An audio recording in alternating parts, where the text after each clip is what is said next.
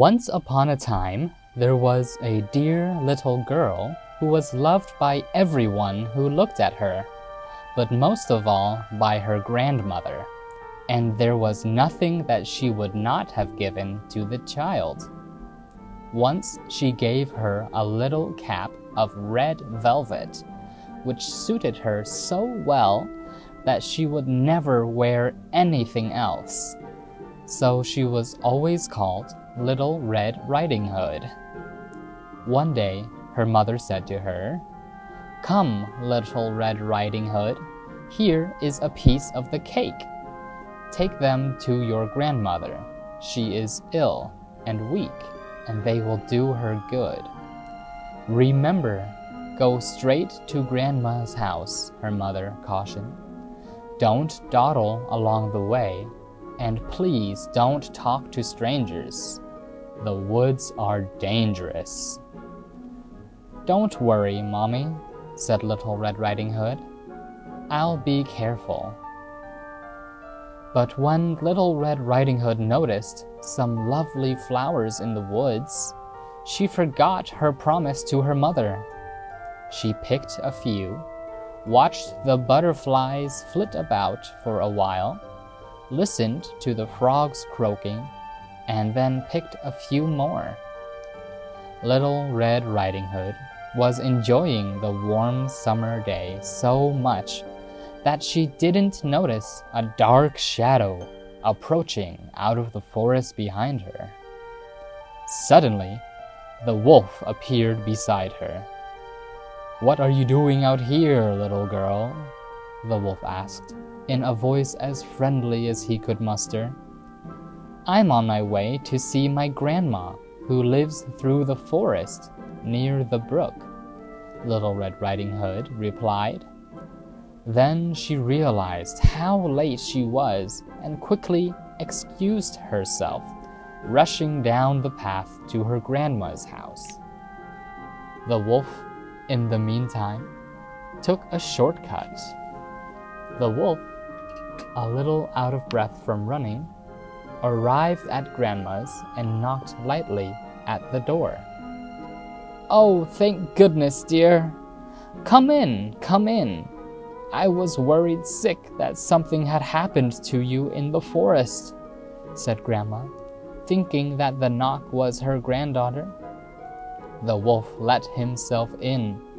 Poor Granny did not have time to say another word before the wolf gobbled her up. The wolf let out a satisfied burp and then poked through Granny's wardrobe to find a nightgown that he liked. He added a frilly sleeping cap and for good measure dabbed some of Grammy's perfume behind his ears. A few minutes later, Red Riding Hood knocked on the door. The wolf jumped into bed and pulled the covers over his nose. "Who is it?" he called in a cracked voice. "It's me, Little Red Riding Hood." "Oh, how lovely! Do come in, my dear," croaked the wolf. "Oh, I just have a touch of a cold," squeaked the wolf, adding a cough at the end to prove the point. "But grandmother, what big ears you have," said the Little Red Riding Hood as she edged closer to the bed. "The better to hear you with, my dear," replied the wolf. "But grandmother, what big eyes you have," said Little Red Riding Hood. "The better to see you with, my dear," replied the wolf. "But grandmother, what big teeth you have," said Little Red Riding Hood, her voice quivering slightly. "The better to eat you with, my dear," roared the wolf, and he leapt out of the bed and began to chase the little girl. Almost too late, Little Red Riding Hood realized that the person in the bed was not her grandmother, but a hungry wolf. She ran across the room and through the door, shouting, "Help! Wolf!" as loudly as she could. Luckily, a huntsman passing by the house heard the noise. He grabbed the wolf and made him spit out the poor grandmother, who was a bit frazzled by the whole experience, but still in one piece.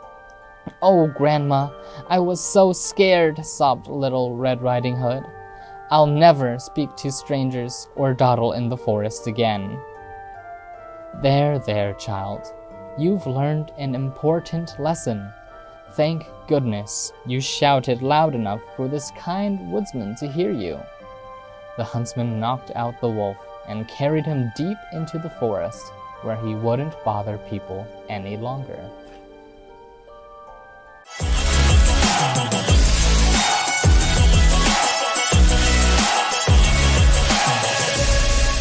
Miss Hoa giao tiếp, tiếng Anh là chuyện nhỏ.